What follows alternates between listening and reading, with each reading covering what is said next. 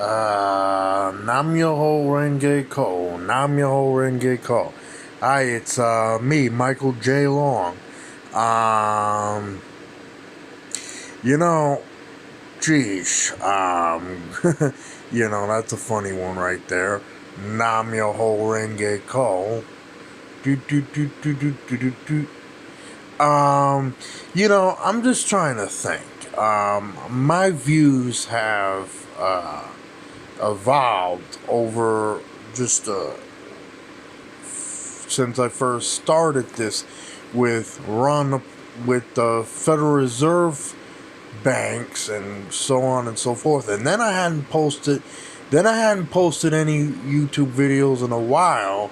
And then I got started making it with this trying out making my own podcast to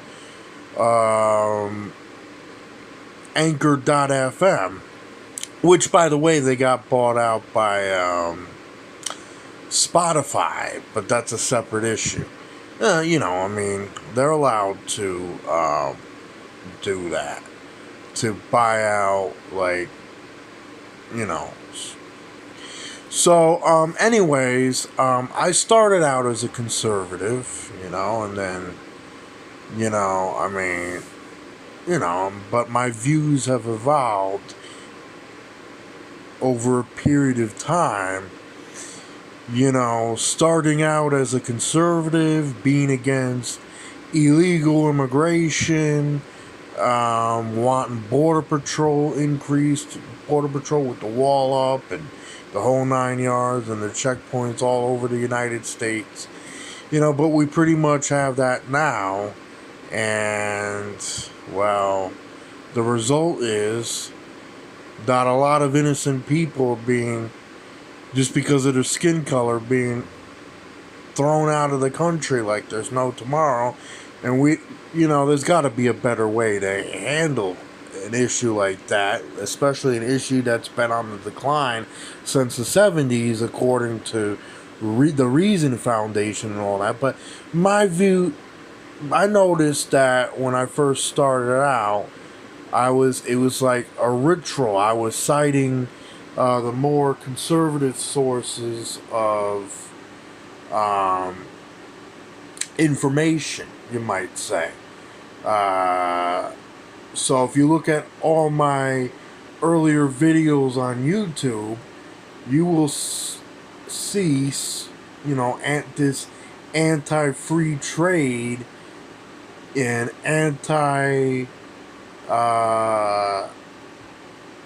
this I presented it as this pro-border security advocate and anti-free trade, but I don't want to say that I was entirely against free trade, but it was like, I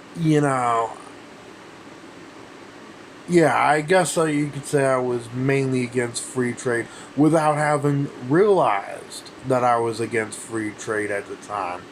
But I started out as this so-called conservative, and then I became a libertarian conservative, and now I'm just a full-blown libertarian. And I'm like, what, 29 years old?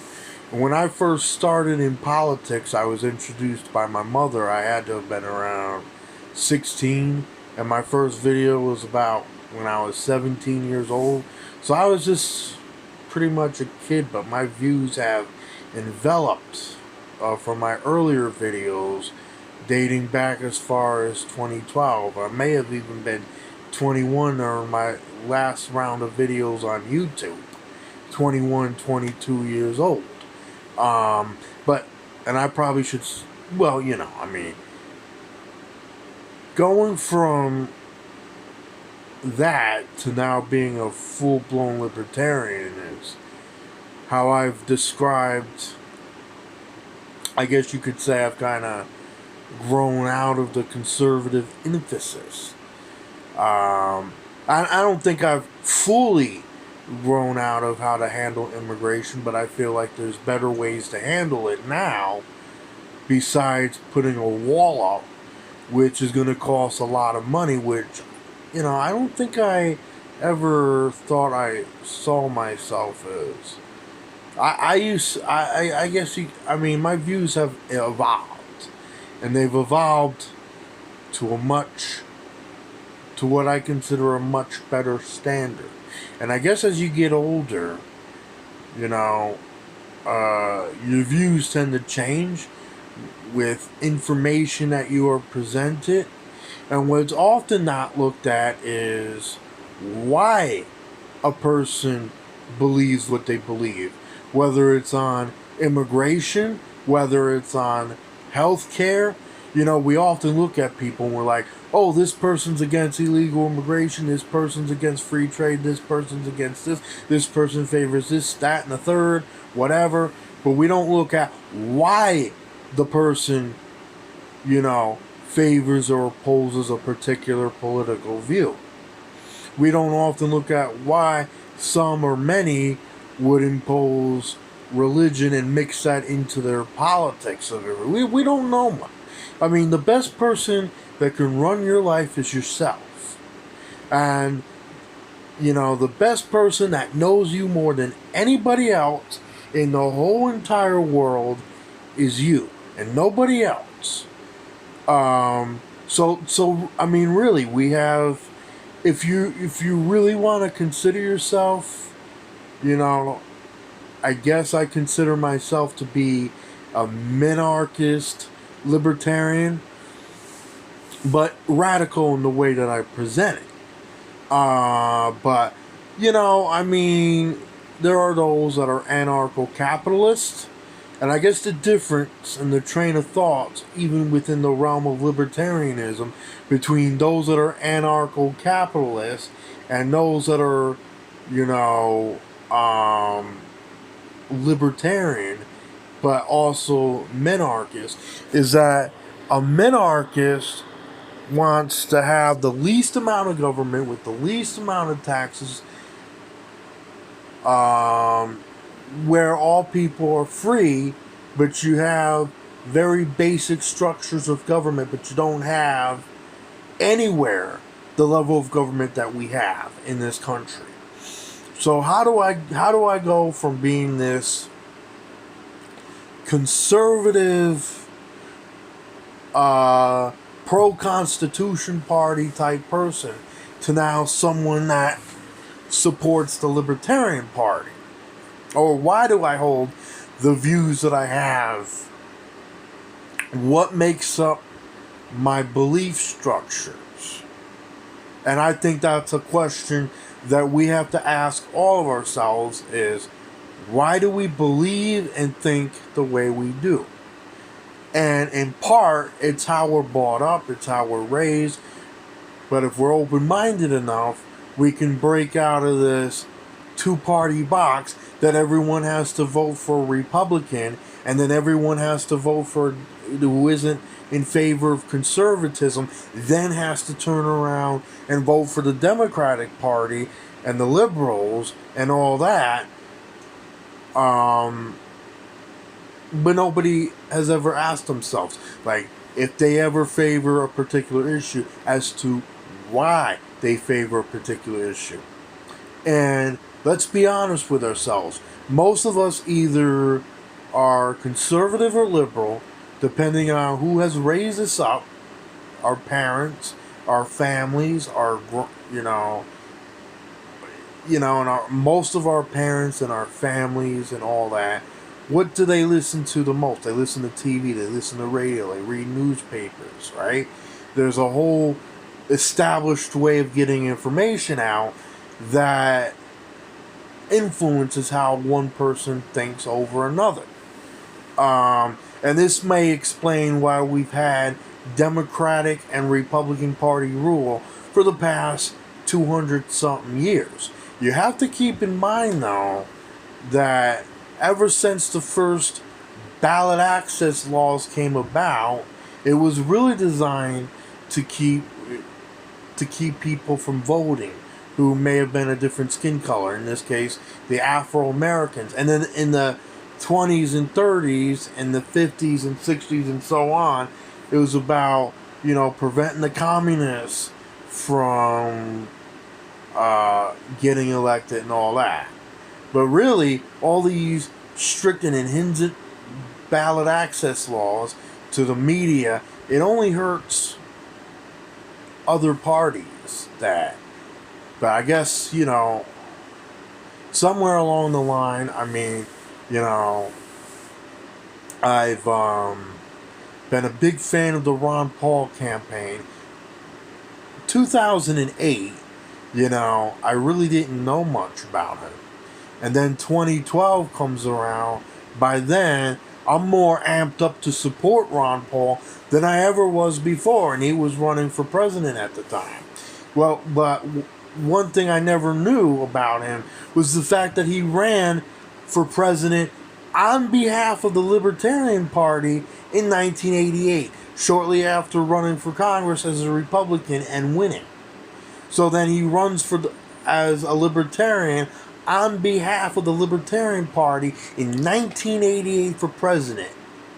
And then again in 2008 as a Republican. But at the time I didn't know much about him until about 2012.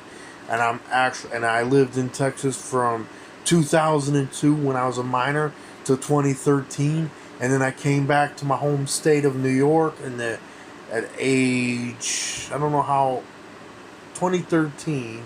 So I'm 29 now, 28, 27, 26, 25, 24. So 2019 to 2013, 2019, 2018, 2017, 2016, 2015, 2014, 2013.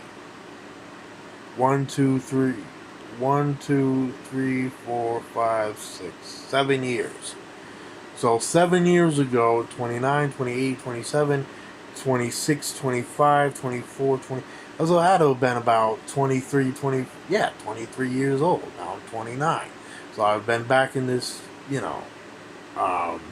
but that's a side issue. And I know I'm digressing, but, I've had time to evolve,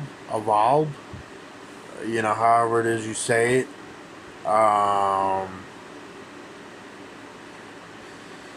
Gosh, it's complicated. I don't remember how that came about in terms of how I became libertarian, other than maybe, well, I do remember going to the Libertarian Party website and, somehow,